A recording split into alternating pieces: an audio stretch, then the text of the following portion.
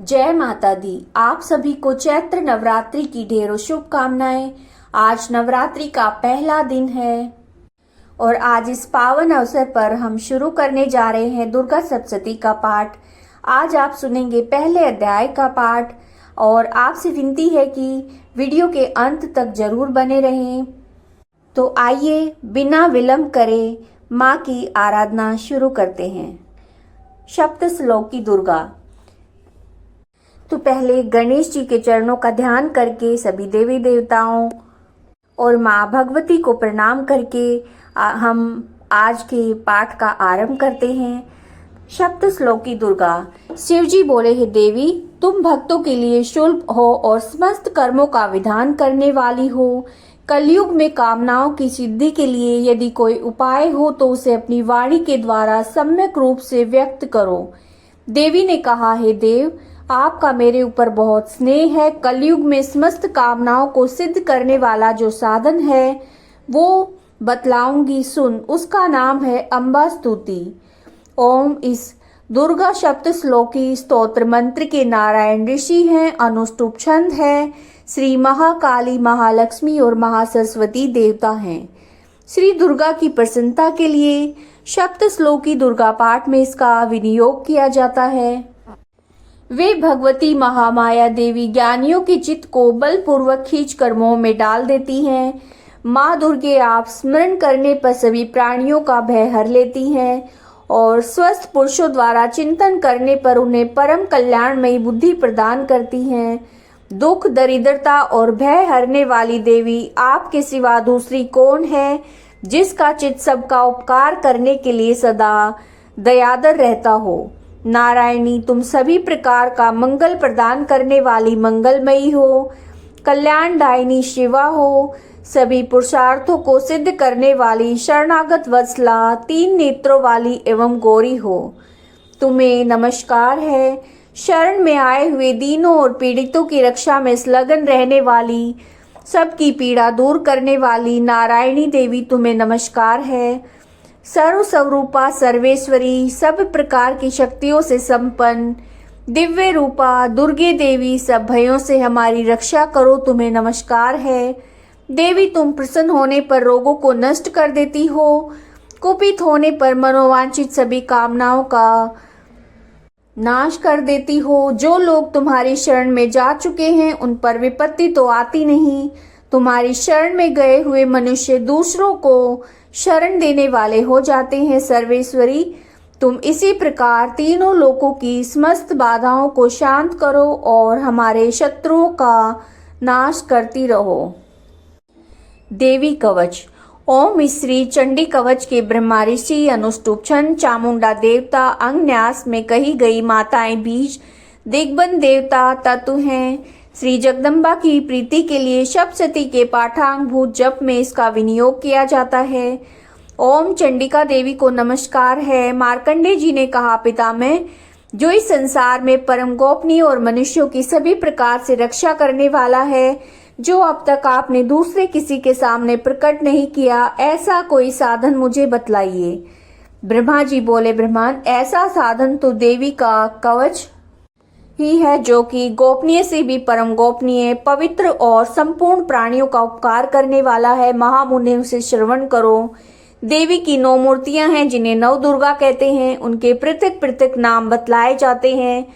प्रथम नाम शैलपुत्री है, दूसरी मूर्ति का नाम ब्रह्मचारिणी है और तीसरा स्वरूप चंद्रघंटा के नाम से प्रसिद्ध है।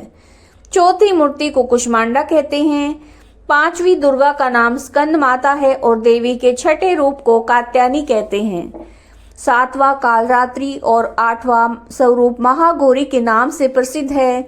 नवी दुर्गा का नाम सिद्धिदात्री है। ये सब नाम सर्वज्ञ महात्मा वेद भगवान द्वारा प्रतिपादित हुए हैं। जो मनुष्य अग्नि में जल रहा हो, रणभूमि में शत्रुओं से घिर गया हो और विषम संकट में फंस गया हो, इस प्रकार भय से आतुर होकर जो भगवती दुर्गा की शरण में प्राप्त हुए हों, उनका कभी कोई अमंगल नहीं होता। युद्ध के समय संकट पड़ने पर उन पर कोई विपत्ति नहीं दिखाई देती। उन्हें शोक, दुख और भय की प्राप्ति नहीं होती। जिन्होंने भक्ति पूर्वक देवी का स्मरण किया है उनका निश्चय ही अभ्युदय होता है। देवेश्वरी, जो तुम्हारा चिंतन करते हैं उनकी तुम निसंदेह रक्षा करती हो। चामुंडा देवी प्रेत पर आरूढ़ होती हैं, वाराही भैंसे की सवारी करती हैं, ऐन्द्री का वाहन ऐरावत हाथी है, वैष्णवी देवी गरुड़ पर आसन जमाती हैं, महेश्वरी वृषभ पर आरूढ़ होती हैं और कुमारी का वाहन मयूर है। भगवान विष्णु की प्रियतमा लक्ष्मी देवी कमल के आसन पर विराजमान हैं और हाथों में कमल धारण किए हुए हैं। वृषभ पर आरूढ़ ईश्वरी देवी ने श्वेत रूप धारण कर रखा है। प्रामी देवी हंस पर बैठी हुई हैं और सभी प्रकार के आभूषणों से विभूषित हैं। इस प्रकार ये सभी माताएं सभी प्रकार की योग शक्तियों से संपन्न हैं। इनके सिवा और भी बहुत सी देवियां हैं जो अनेक प्रकार के आभूषणों की शोभा से युक्त और नाना प्रकार के रत्नों से सुशोभित हैं।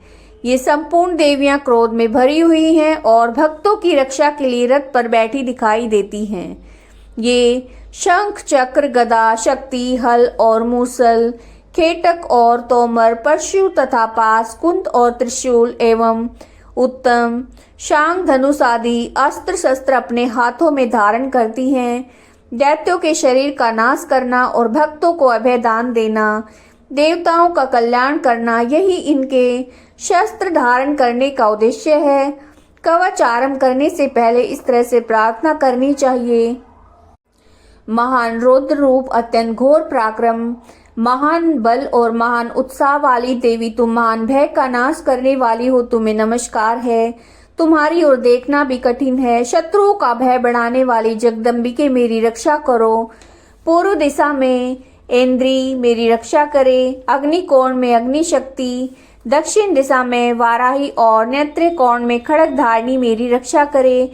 पश्चिम दिशा में वारुणी और वायव्य कोण में मृग पर सवारी करने वाली देवी रक्षा करे। उत्तर दिशा में कुमारी और ईशान कोण में शूल धारिणी देवी रक्षा करें। ब्रह्माणी, तुम ऊपर की ओर से मेरी रक्षा करो। वैष्णवी देवी नीचे की ओर से मेरी रक्षा करे। इसी प्रकार शव को अपना वाहन बनाने वाली चामुंडा दसों दिशाओं में मेरी रक्षा करे। जया आगे से और विजया पीछे की ओर से मेरी रक्षा करे। वाम भाग में अजिता और दक्षिण भाग में अपराजिता रक्षा करे। उद्योतनी शिखा की रक्षा करे। उमा मेरे मस्तक पर विराजमान होकर रक्षा करे। ललाट में मालाधारी रक्षा करे और यशस्विनी देवी मेरी बोहों का संरक्षण करे। बोहों के मध्य भाग में त्रिनेत्रा और नतनों की यम घंटा देवी रक्षा करे। दोनों नेत्रों के मध्य भाग में शंखिनी और कानों में द्वारवासिनी रक्षा करे। कालिका देवी कपोलों की, भगवती शांकरी कानों के मूल भाग की रक्षा करें।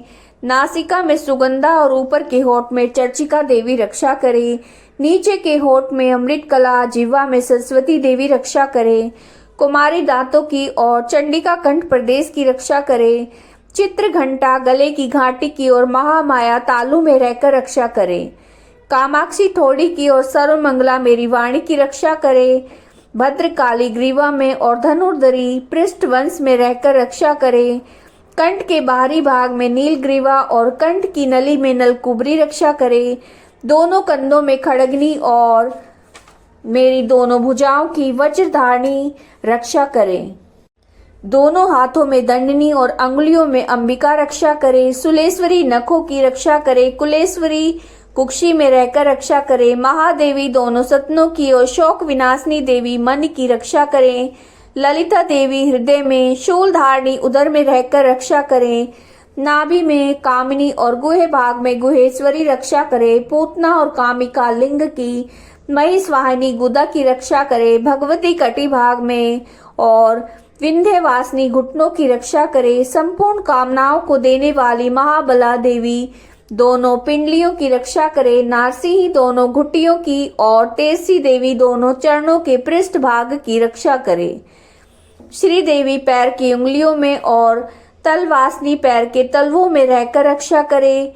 अपनी दाढ़ों के कारण भयंकर दिखाई देने वाली दृष्टा कराली देवी नखों की और उध्रव केसनी केसों की रक्षा करे। रोमावलियों के छिद्रों में कुबेरी और त्वचा की बागेश्वरी रक्षा करे। पार्वती देवी रक्त, मज्जा, वसा, मांस, हड्डी और मैदे की रक्षा करे। आंतों की कालरात्रि, पित्त की मुक्तेश्वरी रक्षा करे, मूलाधार आदि कमल कोशों में पद्मावती देवी और कफ में चूड़ामणि देवी स्थित होकर रक्षा करे। नख के तेज की ज्वालामुखी रक्षा करे, जिसका किसी भी अस्त्र से भेदन नहीं हो सकता, वो अभेद्या देवी शरीर की समस्त संधियों में रहकर रक्षा करे। ब्रह्माणी आप मेरे वीर्य की रक्षा करें। क्षत्रेश्वरी छाया की धर्मधारिणी देवी मेरे अहंकार, मन और बुद्धि की रक्षा करे। हाथ में वज्र धारण करने वाली वज्रहस्ता देवी मेरे प्राण, अपान, व्यान, उदान और समान वायु की रक्षा करे। कल्याण से शोभित होने वाली भगवती कल्याण शोभना मेरे प्राण की रक्षा करे।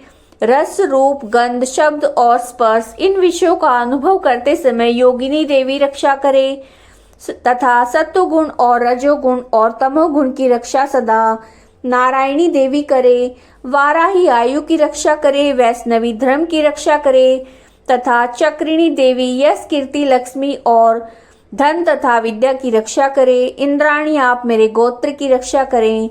चंडी की तुम मेरे पशुओं की रक्षा करो और महालक्ष्मी पुत्रों की रक्षा करें।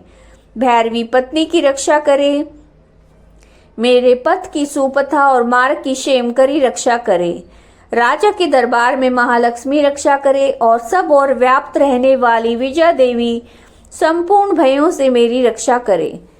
देवी जो स्थान कवच में नहीं कहा गया है अतः रक्षा से रहित है, वो सब तुम्हारे द्वारा सुरक्षित हो, क्योंकि तुम विजयशालिनी और पापनाशिनी हो। यदि अपने शरीर का भला चाहे तो मनुष्य बिना कवच के कहीं एक पग भी न जाए। कवच का पाठ करके यात्रा करे। कवच के द्वारा सब ओर से सुरक्षित मनुष्य जहाँ जहाँ भी जाता है वहाँ वहाँ उसे धन लाभ होता है और संपूर्ण कामनाओं की सिद्धि करने वाली विजय की प्राप्ति होती है। वो जिस भी अभिष्ट वस्तु का चिंतन करता है उसको निश्चय ही पा लेता है। वह पुरुष इस पृथ्वी पर तुलना रहित महान ऐश्वर्य का भागी होता है। कवच से सुरक्षित मनुष्य निर्भय हो जाता है।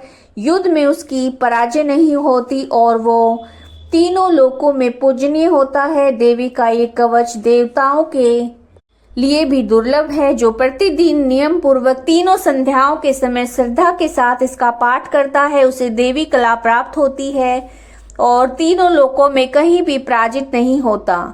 इतना ही नहीं, अब मृत्यु से रहित होकर 100 से अधिक वर्षों तक जीवित रहता है। मकड़ी, चेचक और कोट आदि संपूर्ण व्याधियां नष्ट हो जाती हैं। कनेर, भांग, अफीम, धतूरे आदि का स्थावर विष, सांप और बिच्छू आदि के काटने से चढ़ा हुआ जंगम विष तथा अहिफेन और तेल के संयोग से बनने वाला कृत्रिम विष, ये सभी प्रकार के विष दूर हो जाते हैं, उनका कोई असर नहीं होता। इस पृथ्वी पर मारण, मोहन आदि जितने भी अविचारिक प्रयोग होते हैं, इस प्रकार के जितने भी मंत्र यंत्र होते हैं, वे सब इस कवच को हृदय में धारण कर लेने पर उस मनुष्य को देखते ही नष्ट हो जाते हैं।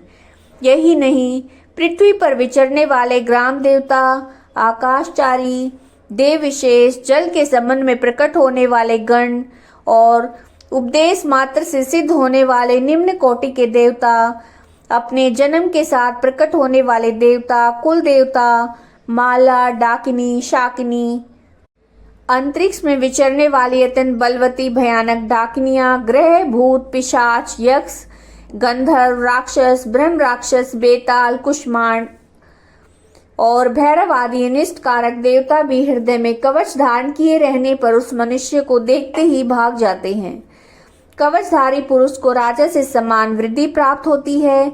ये कवच मनुष्य के तेज में वृद्धि करने वाला और उत्तम है।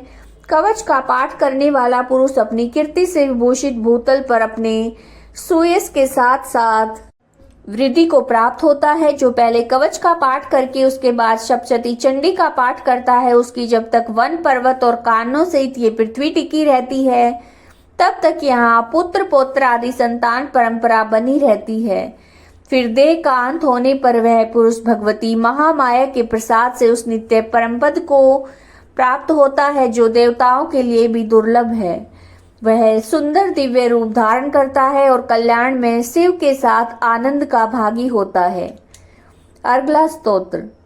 ओम इस श्री अर्गला स्तोत्र मंत्र के विष्णु ऋषि अनुष्टुप छंद श्री महालक्ष्मी देवता हैं।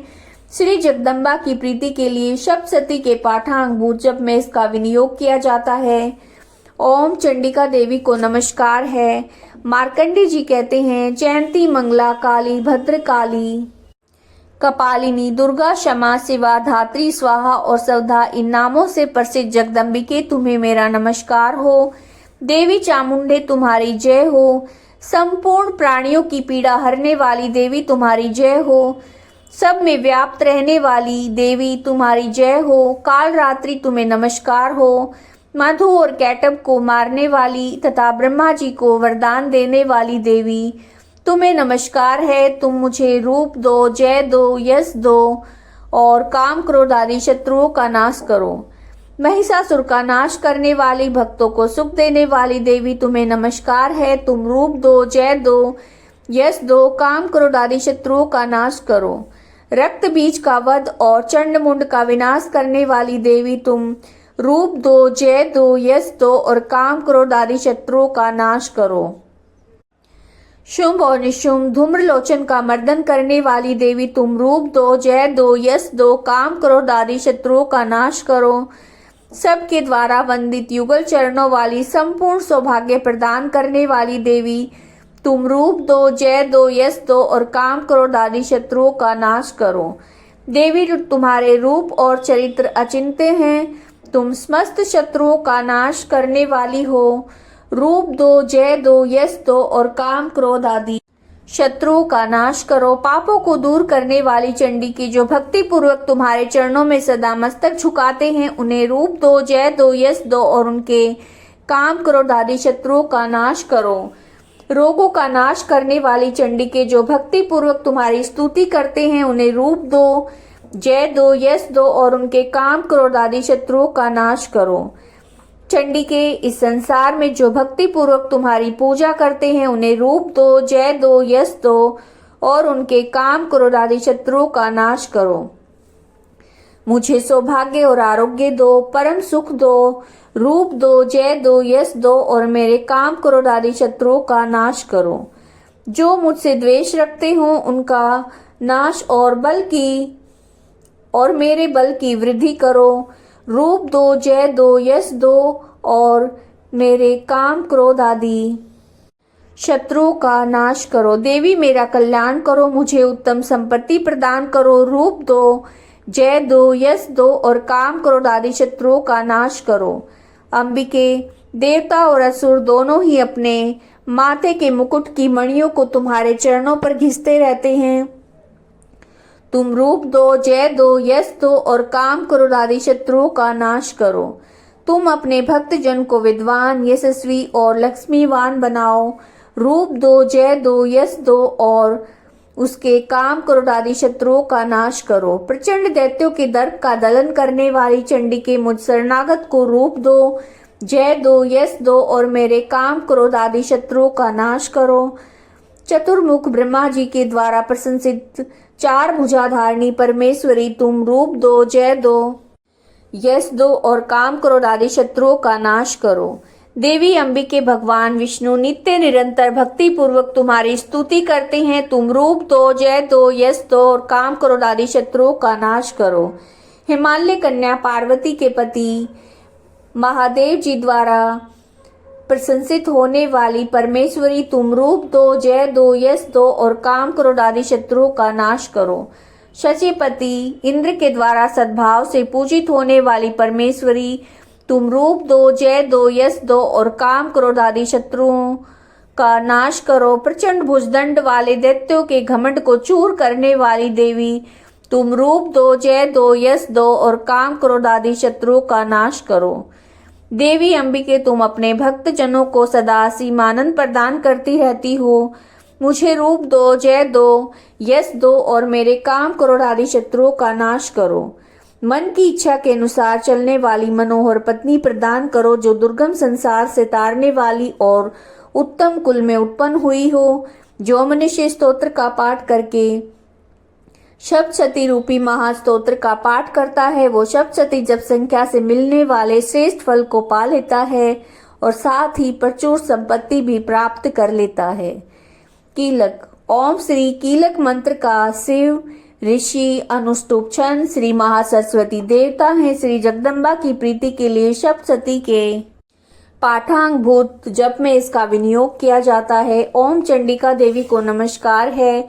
मार्कंडे जी कहते हैं, विशुद्ध ज्ञान ही जिनका शरीर है, तीनों वेद ही जिनके 3 दिव्य नेत्र हैं, जो कल्याण प्राप्ति के हेतु हैं और अपने मस्तक पर अर्धचंद्र का मुकुट धारण करते हैं, उन भगवान शिव को नमस्कार है। मंत्रों का जो अभी कीलक है, अर्थात मंत्रों की सिद्धि में विघ्न उपस्थित करने वाले शाप रूपी कीलक का जो निवारण करने वाला है, उस सप्तशती स्तोत्र को संपूर्ण रूप से जानना चाहिए, जानकर उसकी उपासना करनी चाहिए। यद्यपि सप्तशती के अतिरिक्त अन्य मंत्रों के जप में भी जो निरंतर लगा रहता है वो कल्याण का भागी होता है, उसके उच्चाटन आदि सभी कर्म सिद्ध होते हैं, उसे समस्त दुर्लभ वस्तुओं की प्राप्ति हो जाती है। तथापि जो अन्य मंत्रों का जप ना करके केवल इस सप्तशती स्तोत्र से देवी की स्तुति करते हैं, उनके स्तुति मात्र से ही सच्चिदानंद स्वरूपिणी देवी सिद्ध हो जाती हैं। उन्हें अपने कार्य की सिद्धि के लिए मंत्र, औषधि और अन्य किसी साधन के उपयोग की आवश्यकता नहीं रहती। बिना जप के ही उनके उच्चाटन आदि समस्त अभिचारिक कर्म सिद्ध हो जाते हैं। इतना ही नहीं, संपूर्ण अभिष्ट वस्तुएं सिद्ध होती हैं। लोगों के मन में शंका थी कि जब केवल सप्तशती की उपासना से अथवा सप्तशती को छोड़कर अन्य मंत्रों की उपासना से भी समान रूप से सारे कार्य सिद्ध होते हैं, तब इनमें से श्रेष्ठ कौन सा साधन है? लोगों की इस शंका को सामने रखकर भगवान शंकर ने अपने पास आए हुए जिज्ञासुओं को समझाया कि ये सप्तशती नामक संपूर्ण स्तोत्र ही सर्वश्रेष्ठ और कल्याण में है। तदंतर भगवती चंडिका के सप्तशती नामक स्तोत्र को महादेव जी ने गुप्त कर दिया। सप्तशती के पाठ से जो पुण्य प्राप्त होता है उसकी कभी समाप्ति नहीं होती, किंतु अन्य मंत्रों के जप जन्य पुण्य की समाप्ति हो जाती है। अतः भगवान शिव ने अन्य मंत्रों की अपेक्षा जो सप्तशती की श्रेष्ठता का निर्णय किया है उसे यथार्थ जानना चाहिए। अन्य मंत्रों का जप करने वाला पुरुष भी यदि सप्तशती स्तोत्र और जप का अनुष्ठान कर ले तो वो पूर्ण रूप से कल्याण का भागी होता है, इसमें तनिक भी संदेह नहीं है। जो साधक कृष्ण पक्ष की चतुर्दशी और अष्टमी को एकाग्रचित होकर भगवती की सेवा में अपना सर्वस्व समर्पित कर देता है और फिर उसे प्रसाद रूप से ग्रहण करता है, उसी पर भगवती प्रसन्न होती हैं, अन्यथा उनकी प्रसन्नता नहीं प्राप्त होती। इस प्रकार सिद्धि के प्रतिबंधक रूप कीलक द्वारा महादेव जी ने स्तोत्र को कीलित कर रखा है। जो पूर्वोक्त रीति से निष्कीलन करके इस सप्तशती स्तोत्र का प्रतिदिन स्पष्ट उच्चारण पूर्वक पाठ करता है वो मनुष्य सिद्ध हो जाता है, वही देवी का पार्षद होता है, वही गंधर्व भी होता है। सर्वत्र विचरते रहने पर इस संसार में उसे कहीं भी भय नहीं होता, अब मृत्यु के वश में नहीं पड़ता और देह त्यागने के अनंतर मोक्ष को पा लेता है। अतः कीलन को जानकर उसका परिहार करके सप्तशती का पाठ आरंभ करे। जो ऐसा नहीं करता उसका नाश हो जाता है। इसलिए कीलक और निष्कीलन का ज्ञान प्राप्त करने पर यह स्तोत्र निर्दोष होता है और विद्वान पुरुष इस निर्दोष स्तोत्र का पाठ आरंभ करते हैं। स्त्रियों में जो कुछ भी सौभाग्य आदि दृष्टिगोचर होता है वो सब देवी के प्रसाद का फल है। अतः इस कल्याण में स्तोत्र का सदा जप करना चाहिए। इस स्तोत्र का मंद स्वर से पाठ करने पर स्वल्प फल की प्राप्ति होती है और उच्च स्वर से पाठ करने पर पूर्ण फल की सिद्धि होती है। अतः उच्च स्वर से इसका पाठ आरंभ करना चाहिए। जिनके प्रसाद से ऐश्वर्य, सौभाग्य, आरोग्य, संपत्ति, शत्रु नाश और परम मोक्ष की सिद्धि होती है, उस कल्याण में जगदम्बा की स्तुति मनुष्य क्यों नहीं करते, अर्थात अवश्य करनी चाहिए। पहला अध्याय। मेधा ऋषि का राजा सूरत और समाधि को भगवती की महिमा बताते हुए मधु कैटभ वध का प्रसंग सुनाना।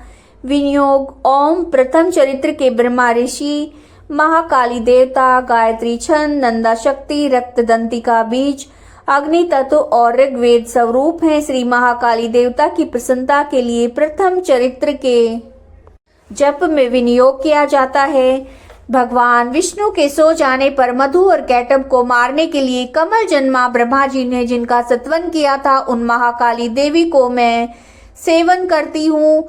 वे अपने 10 हाथों में खड्ग, चक्र, गदा, बाण, धनुष, परिघ, शूल, भुसुंडी, मस्तक और शंख धारण करती हैं। उनके 3 नेत्र हैं।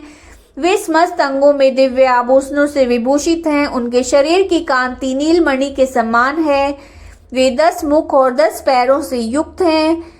ओम चंडी देवी को नमस्कार है। मार्कंडेय जी बोले, सूर्य के पुत्र सावणी जो 8वें मनु कहे जाते हैं, उनकी उत्पत्ति की कथा विस्तार पूर्वक कहता हूँ, सुनो।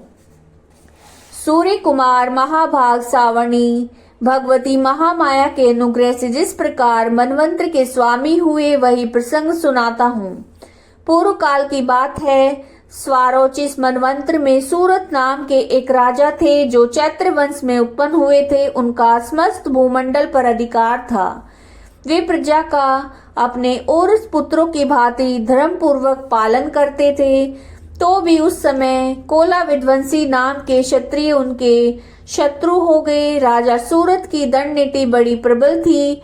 उनका शत्रुओं के साथ संग्राम हुआ। यद्यपि कोला विध्वंसी संख्या में कम थे, तो भी राजा सूरत युद्ध में उनसे परास्त हो गए।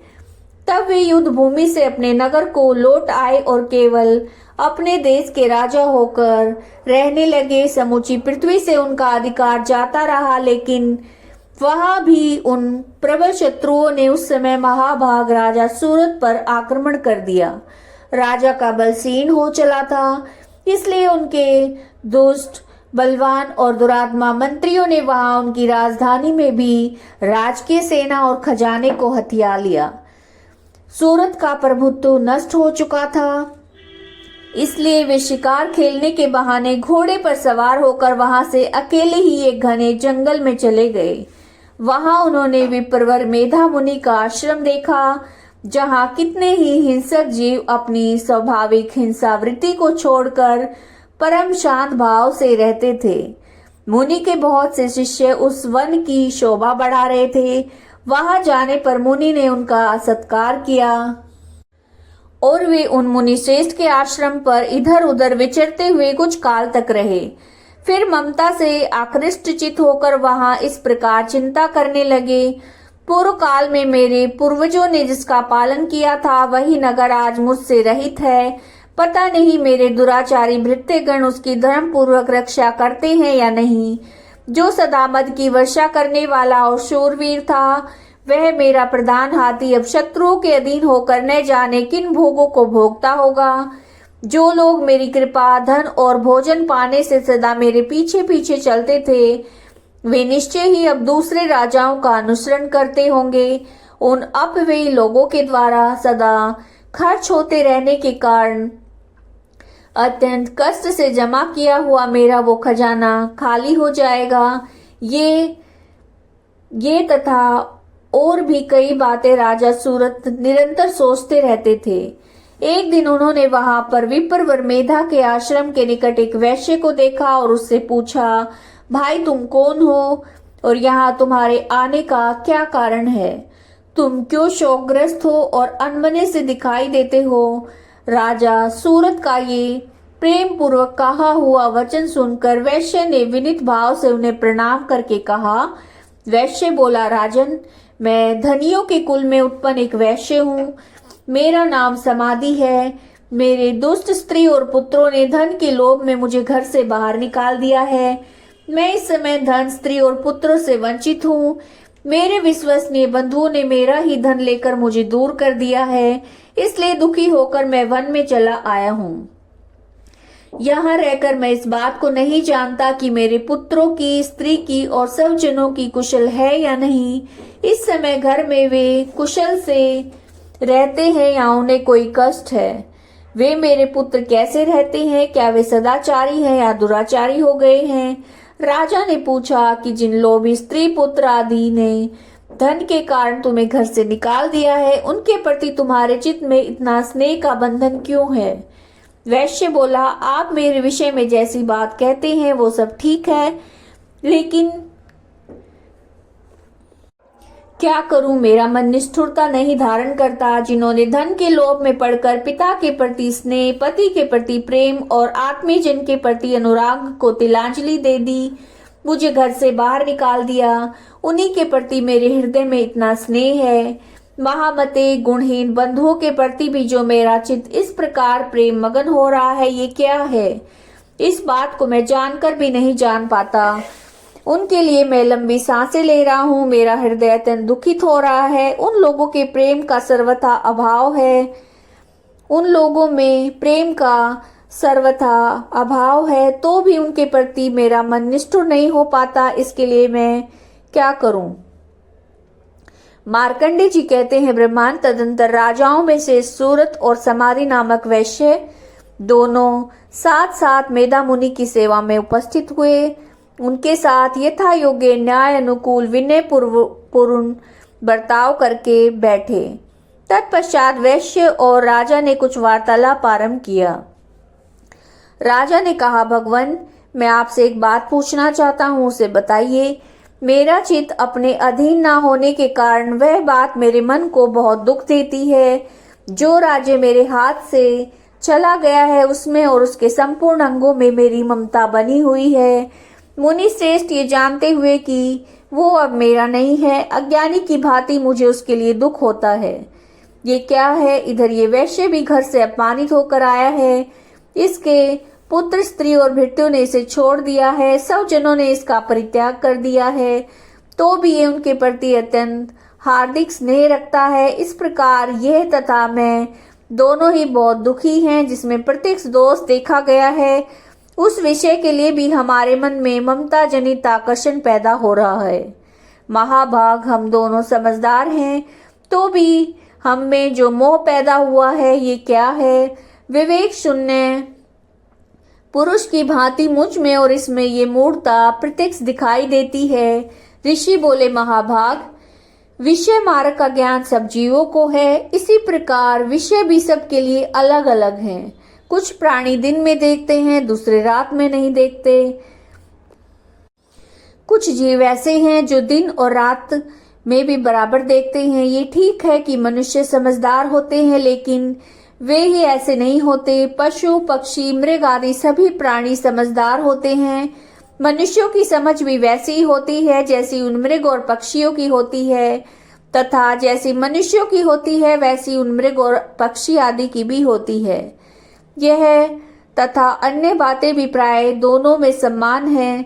समझ होने पर भी इन पक्षियों को तो देखो, ये स्वयं भूख से पीड़ित होते हुए भी मोहवश बच्चों की चोंच में कितने चाव से अन्न के दाने डाल रहे हैं। नरश्रेष्ठ, क्या तुम नहीं देखते कि ये मनुष्य समझदार होते हुए भी लोभवश अपने किए उपकार का बदला पाने के लिए पुत्रों की अभिलाषा करते हैं। यद्यपि उन सब में समझ की कमी नहीं है, तथापि संसार की स्थिति, जन्म मरण की परंपरा बनाए रखने वाले भगवती महामाया के प्रभाव के द्वारा ममता में भंवर से युक्त मोह के गहरे गर्त में गिराए गए हैं। इसलिए इसमें आश्चर्य नहीं करना चाहिए। जगदीश्वर भगवान विष्णु की योग निद्रा रूपा जो भगवती महामाया है, उन्हीं से ये जगत मोहित हो रहा है। वे भगवती महामाया देवी ज्ञानियों के चित्त को बलपूर्वक खींच कर मोह में डाल देती हैं। वे ही संपूर्ण चराचर जगत की सृष्टि करती है और वे ही प्रसन्न होने पर मनुष्यों की मुक्ति के लिए वरदान देती हैं। वे ही पराविद्या, संसार बंधन और मोक्ष की हेतुभूता सनातनी देवी और संपूर्ण ईश्वरों की अधीश्वरी हैं। राजा ने पूछा, भगवान, जिन्हें आप महामाया कहते हैं, वो देवी कौन हैं? ब्रह्मांड, उनका आविर्भाव कैसे हुआ और उनके चरित्र कौन कौन हैं? ब्रह्मवेताओं में श्रेष्ठ महर्षि, उन देवी का जैसा प्रभाव है, जैसा स्वरूप हो, जिस प्रकार प्रादुर्भाव हुआ हो, वो सब मैं आपके मुख से सुनना चाहता हूँ। ऋषि बोले, राजन, वास्तव में तो वे देवी नित्य स्वरूपा ही हैं। संपूर्ण जगत उन्हीं का रूप है। उन्होंने समस्त विश्व को व्याप्त कर रखा है, तथापि उनका प्राकट्य अनेक प्रकार से होता है। वो मुझसे सुनो। यद्यपि वे नित्य और अजन्मा हैं, तथापि जब देवताओं का कार्य सिद्ध करने के लिए प्रकट होती हैं, उस समय लोक में उत्पन्न हुई कहलाती हैं। कल्प के अंत में जब संपूर्ण जगत एकांत में निमग्न हो रहा था और सबके प्रभु भगवान विष्णु शेषनाग की सैया बिछाकर योग निद्रा का आश्रय लेकर सो रहे थे, उस समय उनके कानों के मैल से दो भयंकर असुर उत्पन्न हुए। जो मधु और कैटब के नाम से विख्यात थे, वे दोनों ब्रह्मा जी का वध करने को तैयार हो गए। भगवान विष्णु के नाभि कमल में विराजमान प्रजापति ब्रह्मा जी ने जब उन दोनों भयानक असुरों को अपने पास आया और भगवान को सोया हुआ देखा, तब एकाग्रचित होकर उन्होंने भगवान विष्णु को जगाने के लिए उनके नेत्रों में निवास करने वाली योग निद्रा का सत्वन आरंभ किया, जो इस विश्व की अधीश्वरी, जगत को धारण करने वाली, संसार का पालन और संहार करने वाली तथा तेज स्वरूप भगवान विष्णु की अनुपम शक्ति हैं। उन्हीं भगवती निद्रा देवी की भगवान ब्रह्मा स्तुति करने लगे। ब्रह्मा जी ने कहा, देवी तुम ही स्वाहा, तुम ही सौधा और तुम ही वस्तकार हो। स्वर भी तुम्हारे स्वरूप हैं, तुम ही जीवनदायिनी सुधा हो। नित्य अक्षर प्रणव में अकार उकार मकार, इन तीन मात्राओं के रूप में तुम स्थित हो तथा इन तीन मात्राओं के अतिरिक्त जो बिंदु रूपा नित्य अर्ध मात्रा है, जिसका विशेष रूप से उच्चारण नहीं किया जा सकता, वह भी तुम ही हो।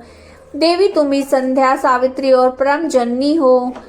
देवी तुम ही इस विश्व ब्रह्मांड को धारण करती हो, तुमसे ही इस जगत की सृष्टि होती है, तुम ही से पालन होता है और सदा तुम ही कल्प के अंत में सबको अपना ग्रास बना लेती हो।